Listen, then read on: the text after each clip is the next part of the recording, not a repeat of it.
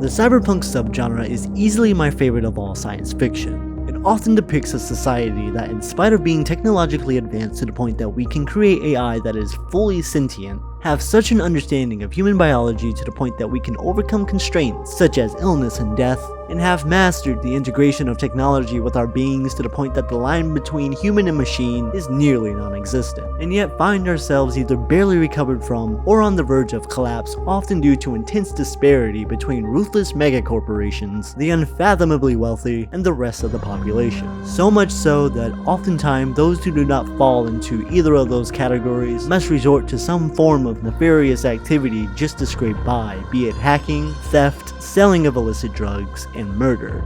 Typically lots of murder. It's a genre often summed up with the phrase high society, low life, due to its grim, dystopic depictions of the future. And though it's a genre that's been around for almost 40 years, as of late, there's been a surge of interest, especially in the gaming space. Over the last 10 years, we've seen the return of the early 2000s cyberpunk franchise, Deus Ex, with Human Revolution and Mankind Divided, Don't Nods, Remember Me, Mirror's Edge Catalyst, Syndicate, Ghost Runner, and of course Cyberpunk 2077, which, despite how you feel about the game, must at least be recognized for helping spread and maintain an interest in the genre for the better half of the recent decade. It's from this cyberpunk renaissance that has birthed the Ascent, the debut twin stick shooter and RPG from the 11-person team over at Neon Giant. And after playing the Ascent for well over the 15 hours it takes to beat, I can say that this is one of the best titles I've played this year, in spite of some of its more glaring issues.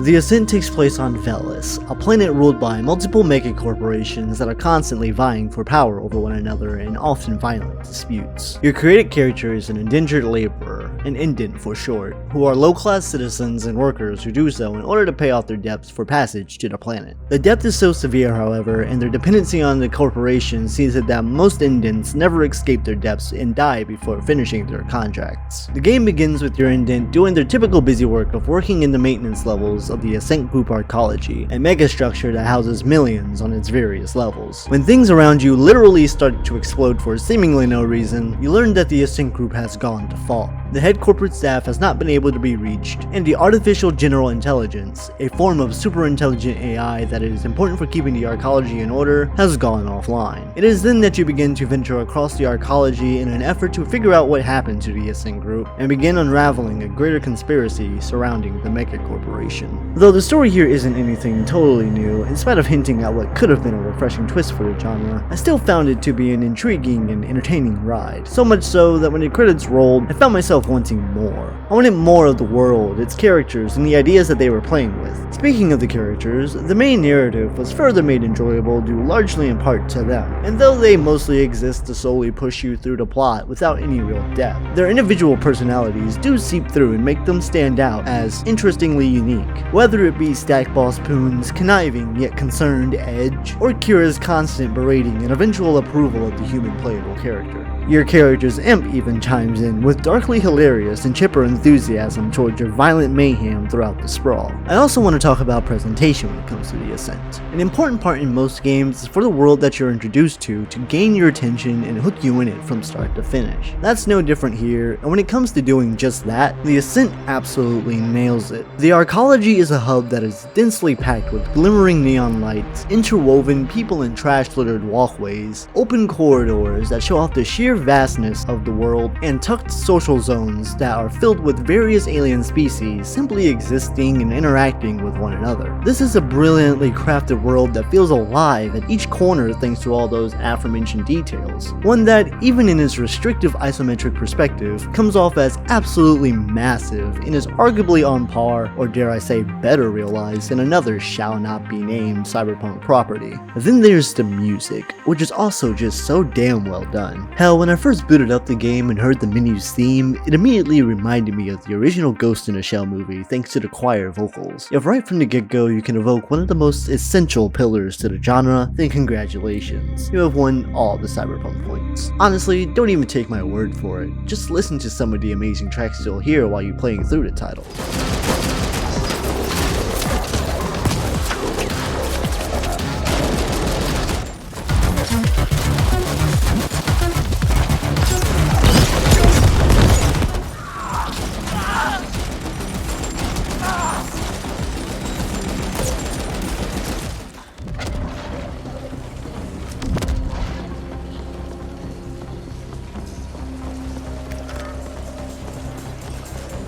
Things aren't perfect here, however, as though graphically the game looks absolutely stellar, there were some stability issues here, largely due to the Game Pass version being rough around the edges at launch. The issues were resolved when DirectX 12 was turned off, but beforehand, even on medium settings, I encountered things like stuttering and freezes that would correct itself, but still was annoying until dialed back down to 11. There were also numerous reports of crashing for players, but fortunately I personally didn't experience the issue. There's also co-op with up to 4 friends locally and online, with crossplay between Xbox and PC Game Pass players. Though I haven't been able to play online myself, others have complained that the experience isn't quite working very well. Locally, however, I have started a playthrough with my partner, but not enough to substantially comment on how it is.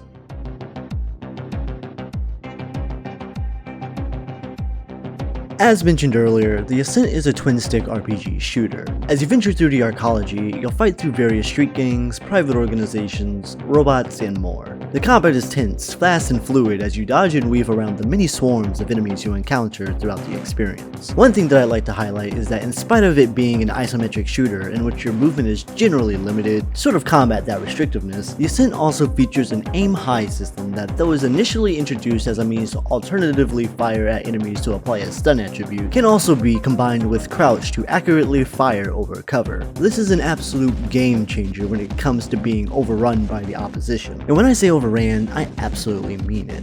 The enemy AI, although not the brightest, is incredibly aggressive, often rushing and flanking you despite being behind cover. Another way that you'll find yourself rooted from safety is from the surprising amount of varied enemy types that includes some that are too short for you to shoot at from behind cover, as rounds will fly over their heads, tech-based enemies that'll place mortars that can launch projectiles above you, and even large mechs that make any effort of refuge completely obsolete. As for the RPG portion, however, those expecting a deep system here will certainly be left wanting. What there is, however, are a list of perks you can upgrade with each level up or acquisition of hidden skill points. For my playthrough, I leveled most of my abilities evenly to a point, then focused on tactical sense, critical rate, weapon handling, vital signs, and body battery to create a more tankish character to handle the massive waves of enemies and heavier weapons I use toward the late game.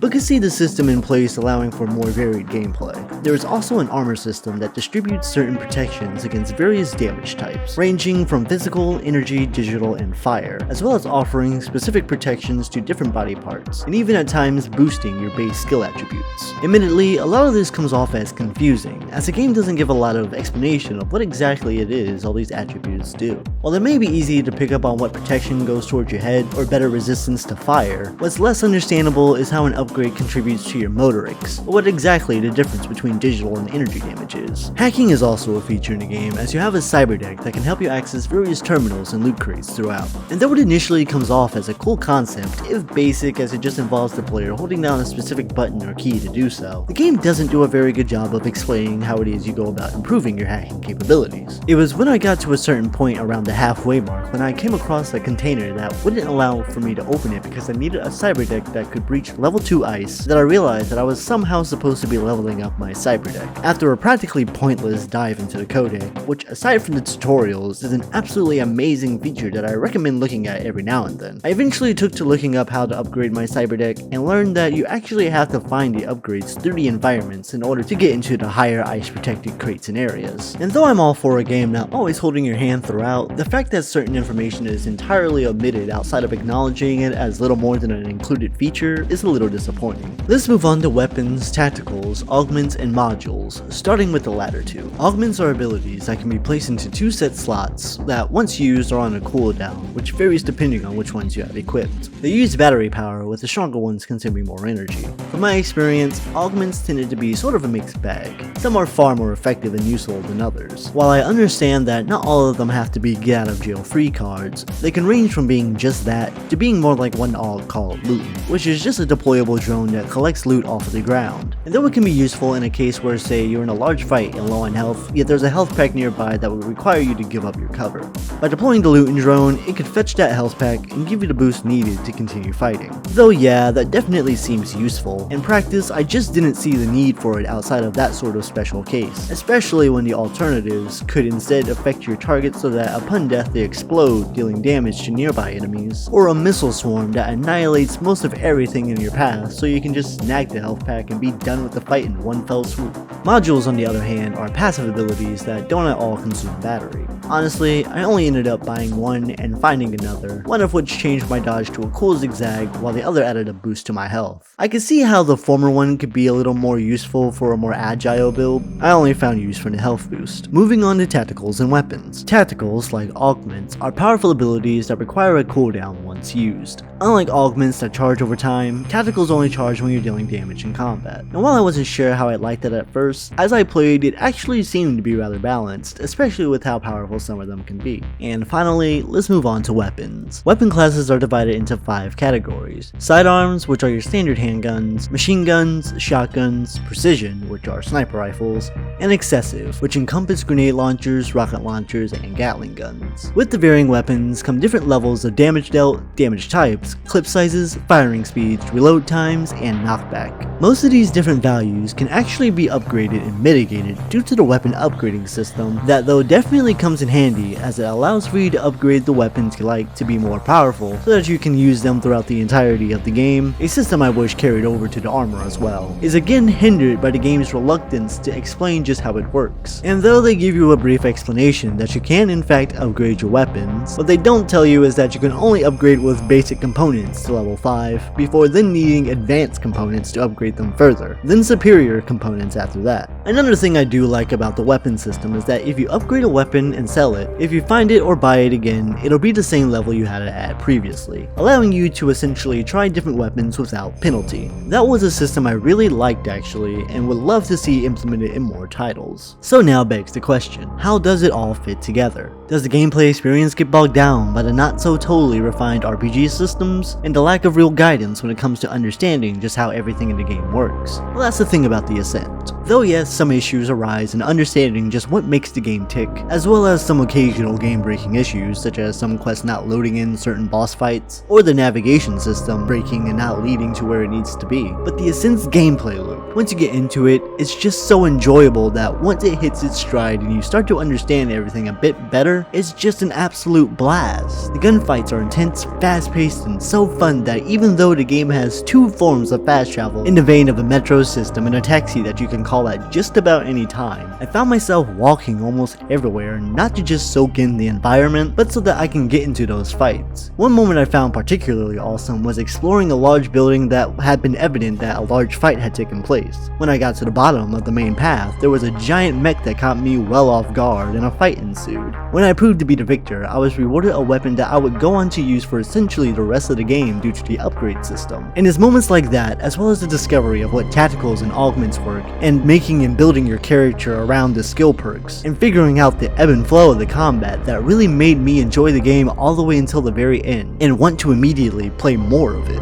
The Ascent is definitely not a game without its problems, be it the glaring bugs that break gameplay, stability issues, or gameplay systems that more or less leave you wanting a bit more out of the experience, even once you've sorted through all of the confusion. However, at the end of the day, and for me at the end of my experience for this review, The Ascent was a game that I found hard to put down. Hours would go by where I was just lost in this brilliantly crafted world, enjoying the story and writing, kicking ass and getting my ass kicked countless times, and enjoying the experience so much so that I've spent 30 hours in it. From a team of 11 developers, this is an astonishing debut that has me now closely watching Neon Giant for what it is they do next, and hoping that they capitalize on the momentum that they have with The Ascent. If you have Game Pass for PC or Xbox, this is a no-brainer recommendation from me. If you don't, however, the game is $30 US on Steam and Xbox. Hell, I may buy it just to own it because of how much I absolutely loved it. This has been Waxo, and until next time, take it easy.